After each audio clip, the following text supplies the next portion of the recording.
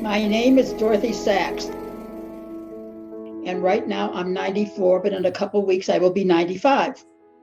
I was born on February 10th, 1926.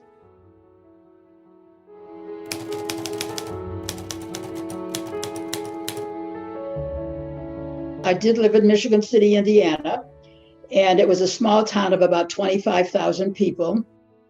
It had a very close-knit Jewish community. My father worked very, very hard. He worked on Saturdays, and he started his own business about 1917 or 1918 because the man he was working for at the time wouldn't give him any time off for a honeymoon, even a couple of days. So he got mad and started his own business, manufacturing, I think at that time, overalls. As the years went by, he went into men's slacks, and he spent a lot of time in New York, sometimes weeks and weeks and weeks at a time. Although I adored him, I didn't see much of him because, as I say, he even worked Saturdays. And one of my nicest memories is going down to the office with him on Saturdays and going back into the factory part, the shipping room actually, where they had these great big bins on wheels. And I would get in a bin and someone would push me around, and that was great joy. My mother was definitely a homemaker. She doted on her family. She was very much present. I had a lot of aunts and uncles and cousins in Chicago. We got together with them frequently.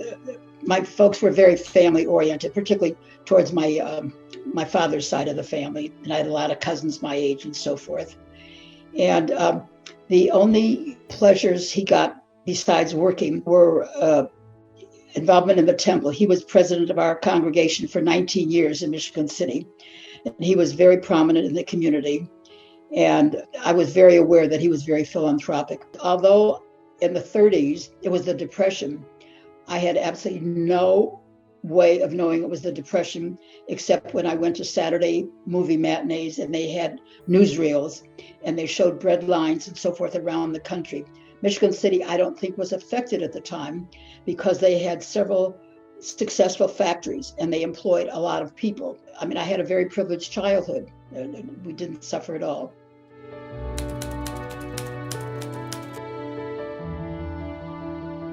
Well, my brother Bud was 6 years older than I, and my sister Harriet was 5 years older, and they were very, very close in age, and they had the same friends and they belonged to the same groups.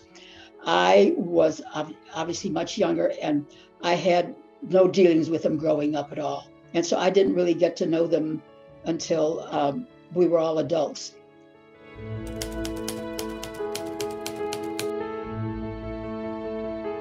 Well, our temple had about 125 members, and it was lovely. We all knew each other. I was very fond of all my mother's and father's friends. We saw a lot of each other. We visited in each other's homes, and I went a lot of times with them. And talking about my childhood, I wasn't aware until many years later that Indiana was the hotbed of the Ku Klux Klan in the 20s and 30s. I did know that Michigan City at that time was very, very restricted. We had two country clubs for a small town. Both of them were restricted. There was definitely anti-Semitism in the town, and I felt it personally.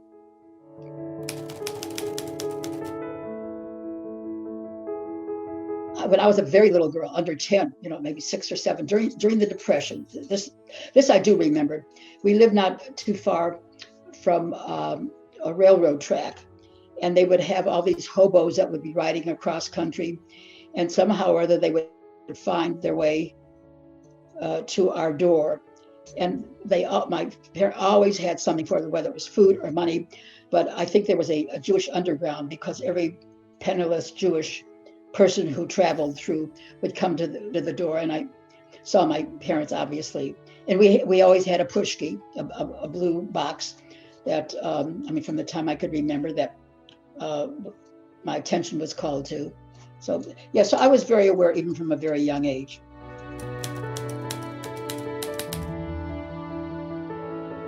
There's a feeling of free all around you, moving naturally. Now that comfort has found you, you're living and breathing in J. Mar songs of belt. You're living and breathing in J-Mar Sanzabelt. Only J-Mar makes slacks with the exclusive Sanzabelt waistband and all the fall fashions you've been looking for to keep you feeling comfortable and looking great. You're living and breathing in J-Mar Sanzabelt. In carefree fabrics like Trevira polyester, J-Mar Sanzabelt slacks are at these and 5,000 other fine stores. J-Mar Ruby, Michigan City, Indiana. It was a product that was invented, and they bought it and they installed it in their pants. And it was an elasticized waist, which eliminated the need for belt or belt loops. And it was very popular for many, many years. They were one of the biggest sellers of just high-end men's slacks.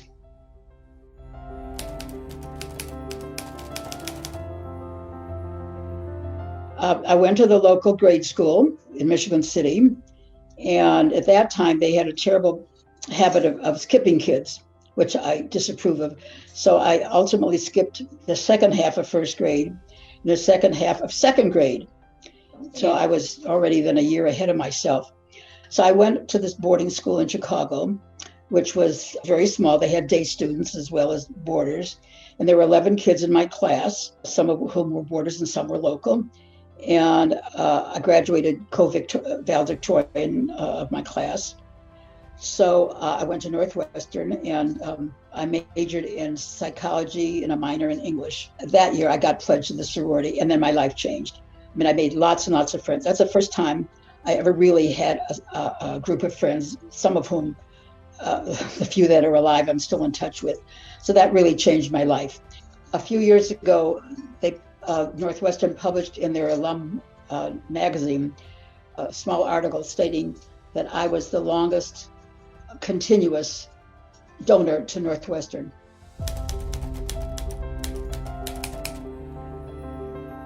Our first date was June 19th. I remember that.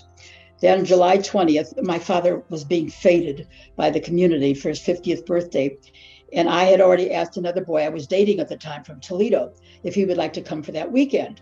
I decided that I would ask George instead. And our only communication had been, I don't think we'd even seen each other, was either by telephone or letter, because he was 500 miles away or so. So he came, and a night or two later, we sat in my folks' living room and he proposed. And I'd only seen him, I mean, I could count on one hand and have something, fingers left over, how many times we'd ever spent together. So, of course, I refused, but I thought about it. Everybody loved George. He had a wonderful way about him. My parents were crazy about him. Everybody, was very fond of him. So the beginning of August, I was invited to go to Pittsburgh to another sorority sister's wedding. And his family home was just a couple of hours from Pittsburgh. And I was supposed to go from Pittsburgh to meet his family. And my friend who was getting married said and I wanted to know if George could come to the wedding. She said the only way he could come to the wedding is if you're engaged. So I called George in Pennsylvania. He was on the golf course. They called him up, and I think he was very annoyed that they called him off the golf course. He was a big golfer. And I said, I accept. October 19th, 1947 was the year after graduation. It was a beautiful wedding. It really was. It was lovely.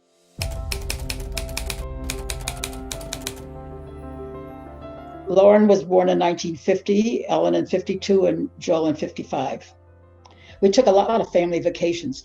From the time Lauren, the oldest, was 2, we have taken family vacations every single year to some place that was age appropriate. And we continue that. I still do that every year. We go somewhere for a week with everybody. I think the last count, there were 23 of us. I became a better mother, I think, as everybody got grown up. And I have a wonderful relationship with my grandchildren, wonderful, wonderful grandchildren, and adorable great-grandchildren. And I think I have a much better relationship with them. I mean, we went to every baseball game and every play and so forth. So I guess I grew into being a parent or grandparent.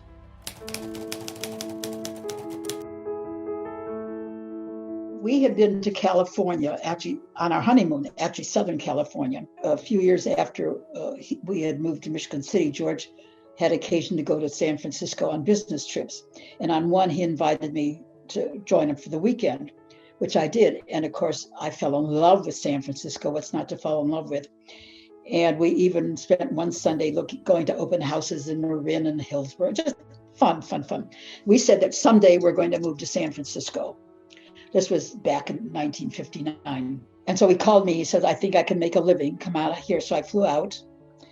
And when he picked me up at the airport, he made a left-hand turn. And I said, well, San Francisco is that way. Why are you turning somewhere else? He said, well, all the development and all the housing is down the peninsula. It's not in San Francisco. So that's, which is true. That's the beginning of Silicon Valley, and they were tearing up orchards and stuff. That's where all the housing developments were. So that's how we moved to Palo Alto.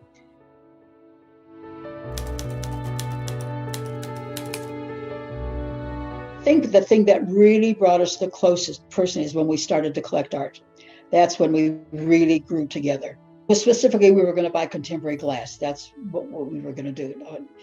And so he decided that if we were going to buy glass, that it was going to be the best glass possible, and it was going to be museum quality. That was kind of audacious and arrogant to think of that.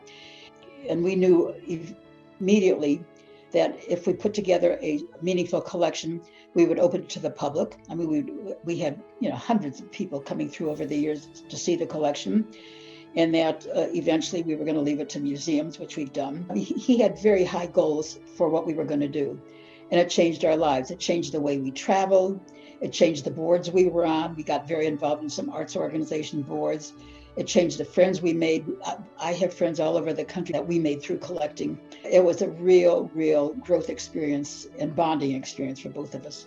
It's been, one of the loves of my life, because it supports two things I really believe in, is my Judaism and art. Luckily, they don't have term limits because I've been on that board, I don't even know how many years, but a long time. And I believe very, very strongly in the mission of the museum and what they do.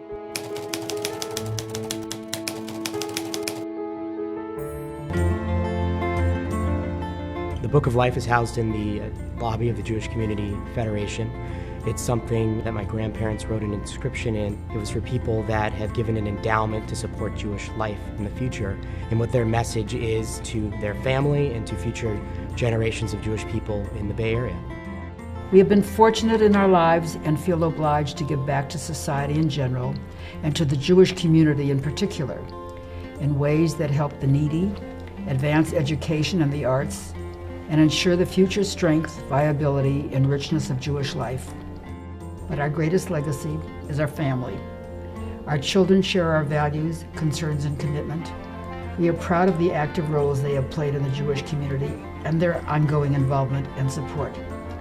And now our grandchildren are learning about philanthropy and their responsibility to continue the tradition of 4 generations.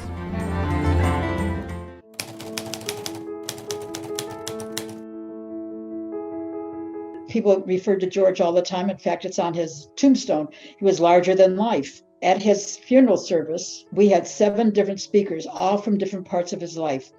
I mean, someone who knew him from Federation, someone who knew him was on the board of the California College of the Arts, speaking from the arts point of view. So he was involved in so many aspects, and we had people representing each so that people, he wasn't fragmented. People, a lot of people may have known him just through this or that activity. And this way, I think a whole person was represented. I miss him for emotional reasons and so forth, but it's given me a freedom that I didn't ask for, but I've taken advantage of.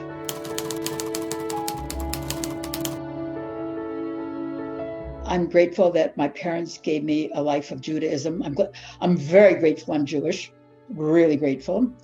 I'm grateful that I've been able to lead a life of privilege that allows me to do things that I want to do, things that I think are important to do. I'm grateful for relatively good health that allowed me to continue to be active. I'm grateful for my life, in every component of it. And I love my family dearly and my friends, and I like being Jewish.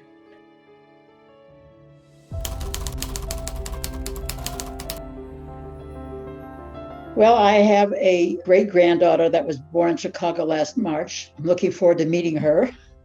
sometime. I'm looking forward to when this whole pandemic thing is over and we can see our loved ones again. I can do a little traveling. I won't do as ambitious at traveling as I've done before.